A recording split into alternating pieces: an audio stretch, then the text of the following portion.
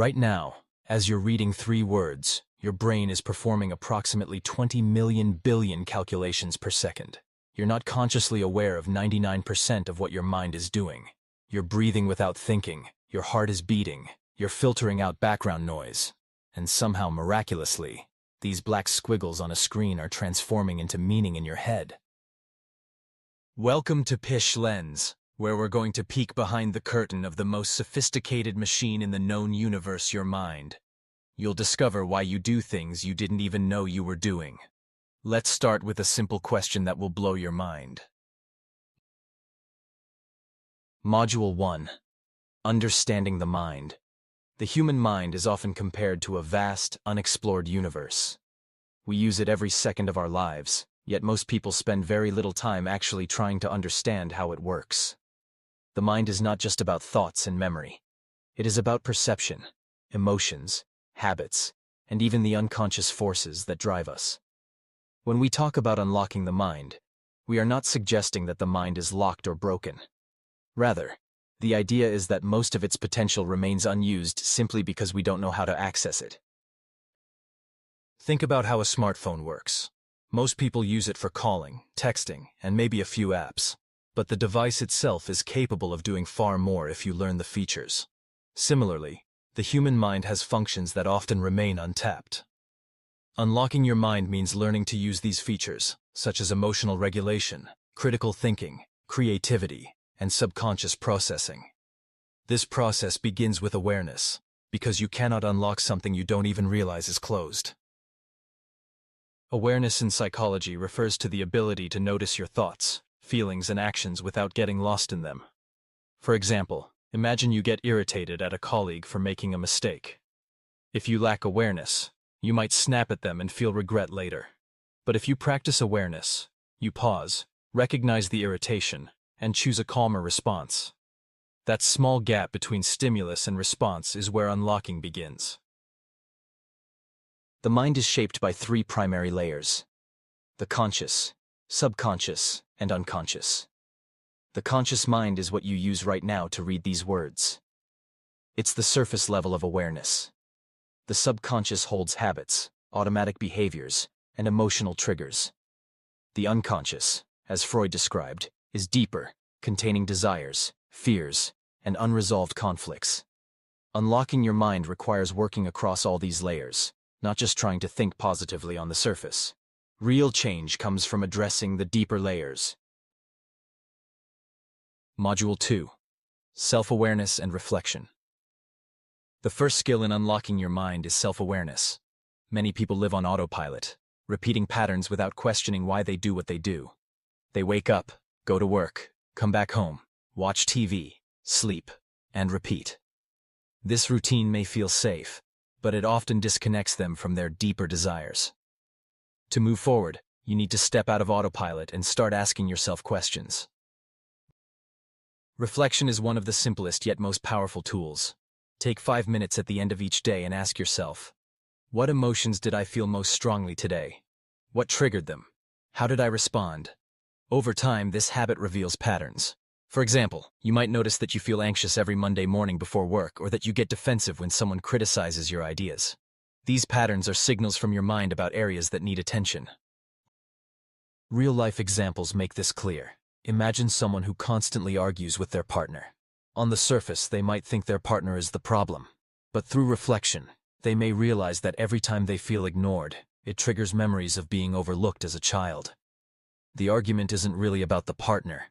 It's about an old wound. Once this realization happens, the person can approach the situation with more clarity instead of reacting blindly. Self-awareness is not about judgment. It's about observation. If you catch yourself procrastinating, instead of calling yourself lazy, you can ask, what am I avoiding and why? Maybe it's fear of failure or perfectionism. By understanding the why behind your behaviors, you begin to gain control. This is the foundation of unlocking your mind, because without awareness, you cannot make conscious choices. Module 3. The power of beliefs. Our beliefs shape how we see the world. They act like a lens, filtering every experience. Some beliefs empower us, while others limit us. For example, if you believe you are not good at public speaking, you may avoid opportunities to speak, and this avoidance reinforces the belief. This is known as a self-fulfilling prophecy. Beliefs are often formed in childhood, long before we are able to evaluate them. A teacher's comment, a parent's criticism, or a childhood experience can plant seeds that grow into lifelong convictions.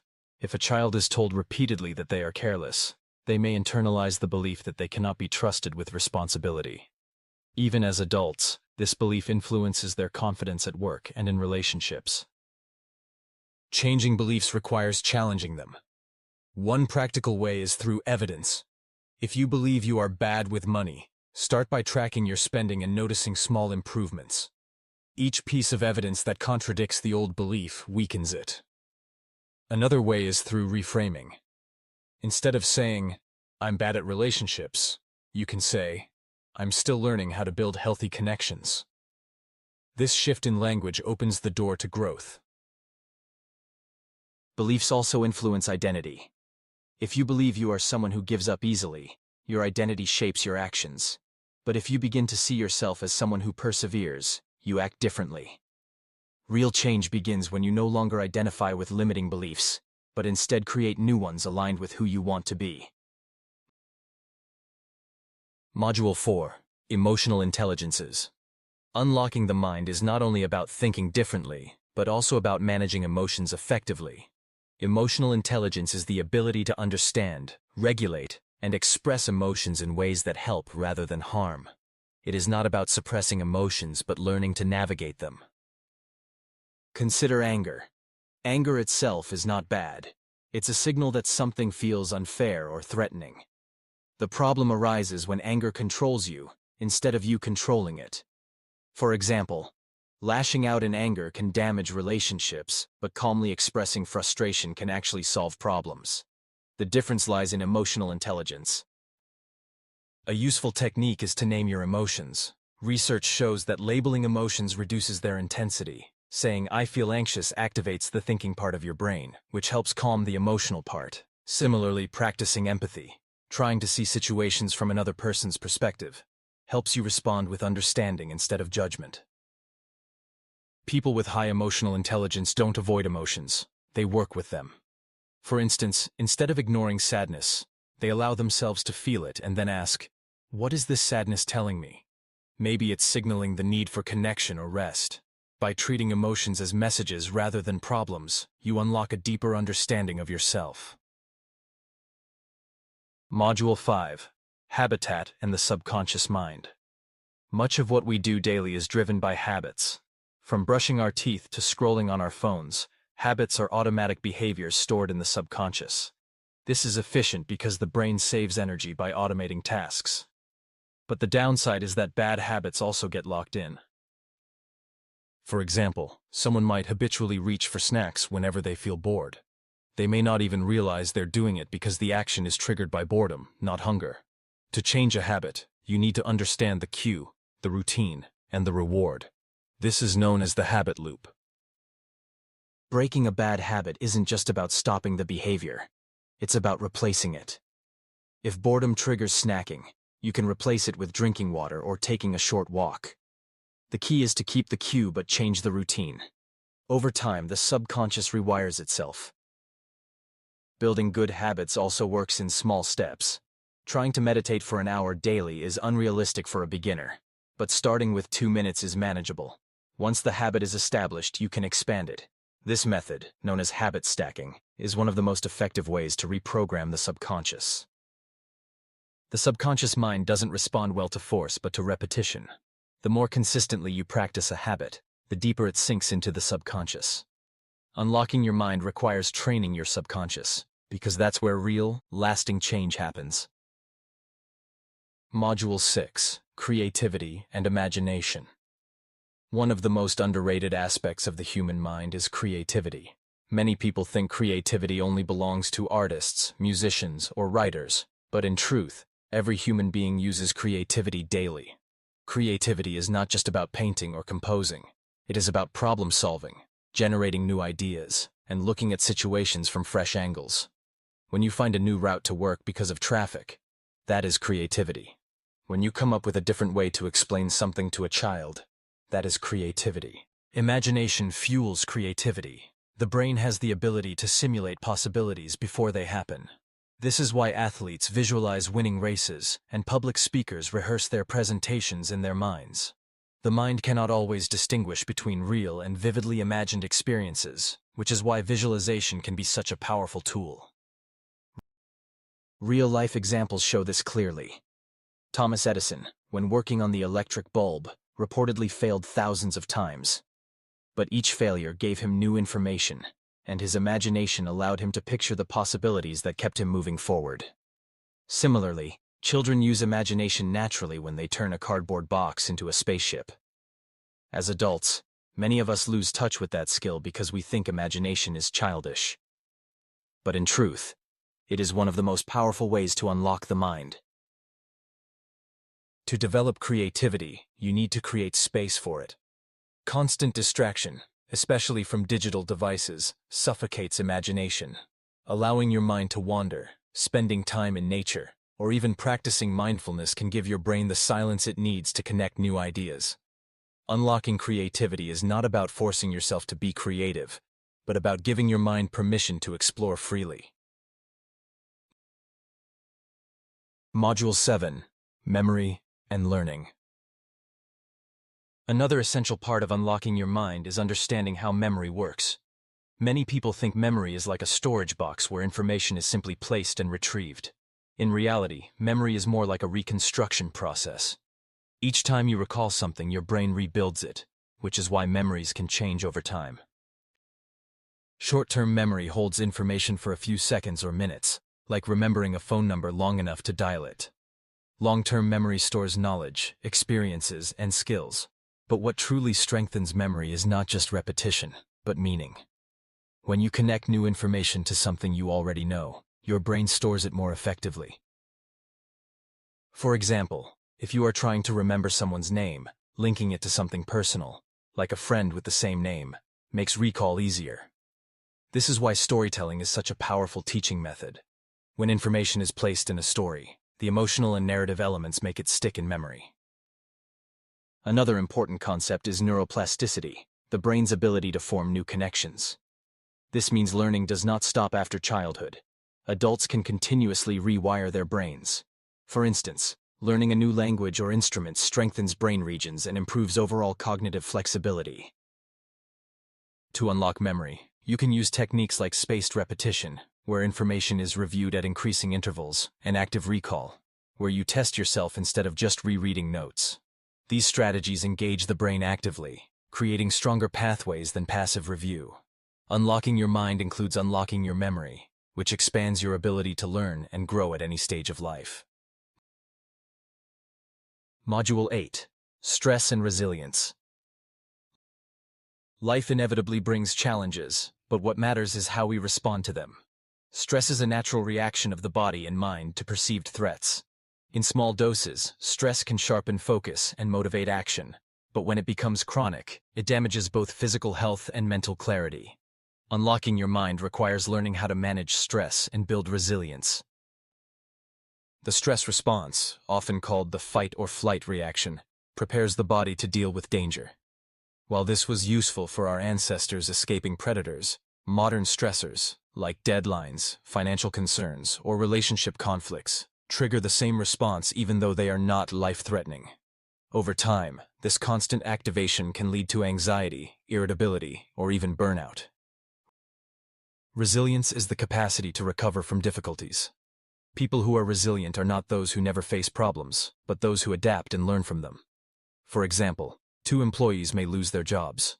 One may spiral into despair, while the other uses the setback as an opportunity to retrain and find a new career. The difference lies in mindset, support systems, and coping strategies. Building resilience involves practices like reframing situations, where instead of seeing failure as proof of inadequacy, you view it as feedback. It also involves cultivating strong social connections, because people who have support tend to recover faster. Even simple physical practices like deep breathing, exercise, and sufficient sleep directly regulate stress responses in the brain. Unlocking resilience does not mean avoiding difficulties. It means developing the strength to face them with clarity and balance. When you learn to manage stress, your mind is free to focus on creativity, learning, and growth, instead of being stuck in survival mode. Module 9. Mindfulness and Presence.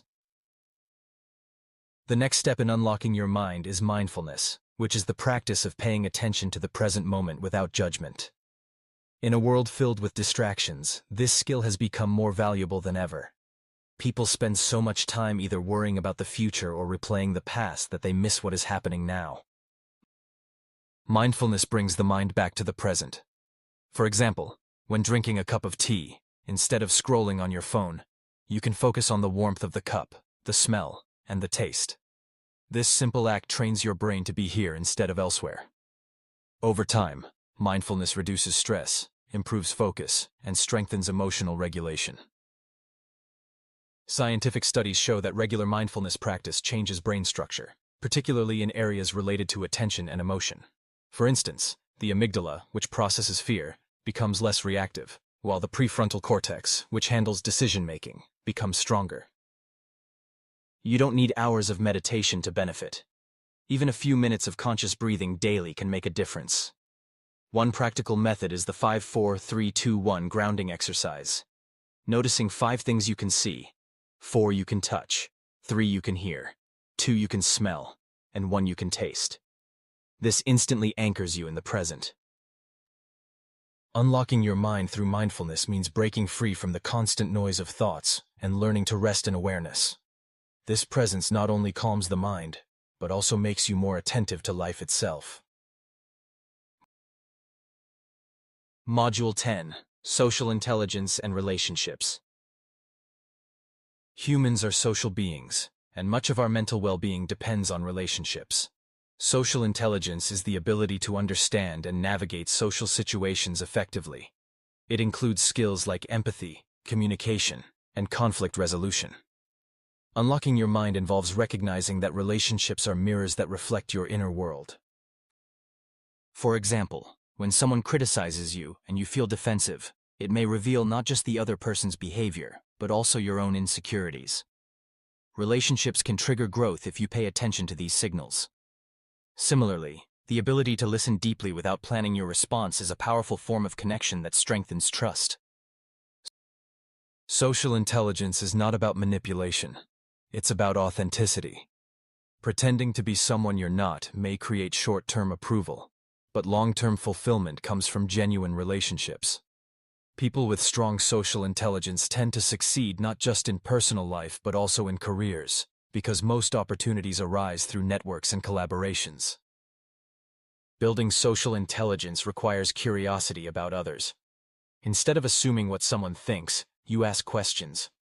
Instead of focusing only on your perspective, you try to see the world from theirs. This practice not only improves relationships but also reduces conflicts, because many arguments come from misunderstanding rather than actual disagreement. Unlocking your mind means recognizing that the quality of your relationships directly affects the quality of your life. By developing social intelligence, you create a supportive environment where growth becomes easier. Module 11. The Role of the Unconscious. The unconscious mind is perhaps the most mysterious and misunderstood part of human psychology. While the conscious mind handles immediate decisions and logical reasoning, the unconscious operates silently in the background, influencing behavior in ways we often don't recognize. Dreams, slips of the tongue, sudden emotional reactions, and even physical sensations can all be signs of unconscious processes. Think of the unconscious as the storage room of your life experiences. Every memory, every belief, and every impression you've ever absorbed is stored there, even if you can't recall it consciously. This is why sometimes you walk into a room and feel uneasy without knowing why. Your unconscious has picked up subtle cues. Perhaps the lighting reminds you of a place where something unpleasant happened, and it reacts before your conscious mind understands. Carl Jung, one of psychology's most influential thinkers, believed the unconscious also contains archetypes, universal patterns and symbols shared by all humans. For example, stories of heroes, mentors, shadows, and journeys appear across cultures and time periods. These patterns resonate with us deeply because they reflect aspects of our unconscious mind. Unlocking the unconscious doesn't mean forcing hidden memories to the surface. Instead, it means learning to listen to its signals. Dreams are one way the unconscious communicates. By reflecting on recurring symbols in dreams, you can sometimes gain insights into unresolved conflicts or desires. Another way is through creative activities like writing or drawing, which bypass the analytical mind and allow deeper material to emerge. The unconscious is not an enemy to be feared, but a source of wisdom. When you integrate its insights with conscious awareness, you expand your understanding of yourself. This integration is part of truly unlocking the mind. Module 12. Finding Meaning and Purpose. Human beings are not satisfied by survival alone. Once basic needs are met, the mind naturally searches for meaning. Purpose gives direction to life, and without it, people often feel lost or unfulfilled, even if they appear successful. Unlocking your mind involves discovering and aligning with your sense of meaning. Viktor Frankl, a psychiatrist and Holocaust survivor, wrote that those who had a why could endure almost any how. In the concentration camps, people who found meaning, whether through faith, love, or the hope of contributing to society, were more likely to survive than those who felt life was meaningless. Purpose doesn't have to be grand or world-changing. It can be as simple as raising a child, creating art, helping others, or pursuing knowledge. What matters is that it resonates with you. For example, a teacher might find meaning in shaping young minds, while an engineer might find it in solving complex problems that improve daily life. The search for purpose often begins by asking, what activities make me lose track of time? What values matter most to me? What kind of impact do I want to leave on others? Reflecting on these questions helps align daily actions with long-term values. Living with purpose doesn't mean every moment feels exciting. It means even ordinary tasks feel connected to a larger whole. A person who sees their job only as a paycheck will feel drained, but someone who views the same job as a way to provide for their family or contribute to society will feel more energized. Unlocking your mind means shifting from survival thinking to purpose-driven living. Module 13. Self-Discipline and Willpower. While inspiration and purpose are important, they only take you so far without discipline. Unlocking the mind also means learning how to manage willpower effectively. Many people assume willpower is about forcing yourself to do unpleasant tasks, but in reality, it is about creating systems that make good choices easier. Psychological research shows that willpower is like a muscle. It can get tired when overused, but it also gets stronger with practice. For instance, if you resist small temptations, like checking your phone during work, you gradually build the strength to resist bigger temptations. But if you constantly rely on raw willpower alone, you'll eventually burn out. Habits, routines, and environments play a bigger role than most people realize. For example, someone trying to eat healthier will struggle if their kitchen is full of junk food. Rearranging the environment, keeping fruits visible and snacks out of sight, reduces the need for constant self-control. In this way, discipline becomes less about struggle and more about design. Real-life examples show this clearly. A student who studies in a quiet library may focus better than at home where distractions are everywhere. Similarly, someone who sets out their workout clothes the night before is more likely to exercise in the morning. These small changes remove friction and make discipline easier. Unlocking discipline is not about becoming rigid, but about creating consistency. By combining purpose with daily discipline, you form a powerful framework for growth. Module 14. The Growth Mindset.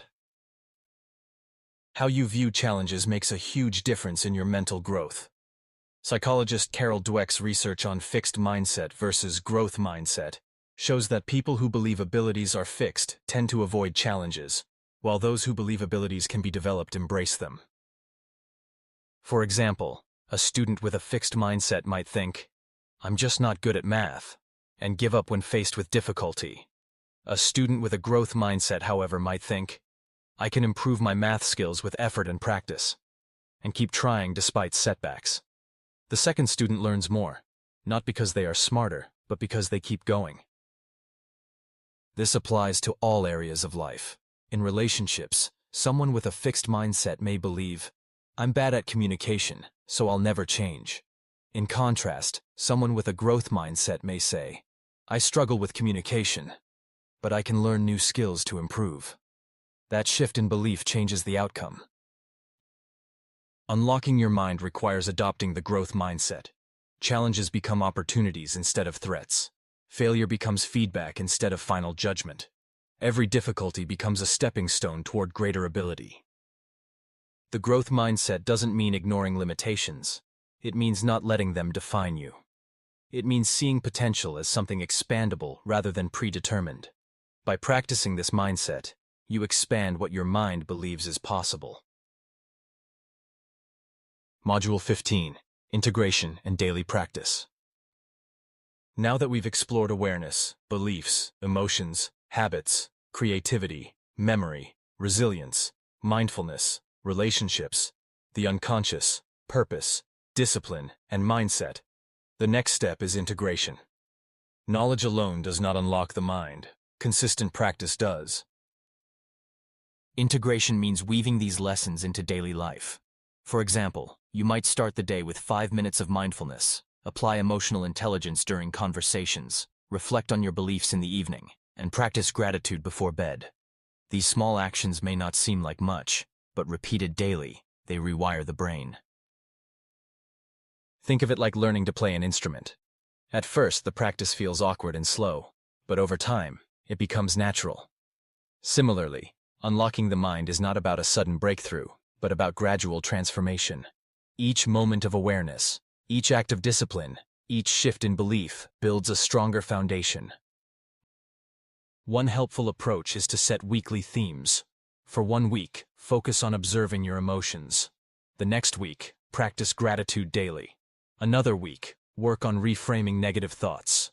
This structured approach makes the process less overwhelming and ensures steady progress.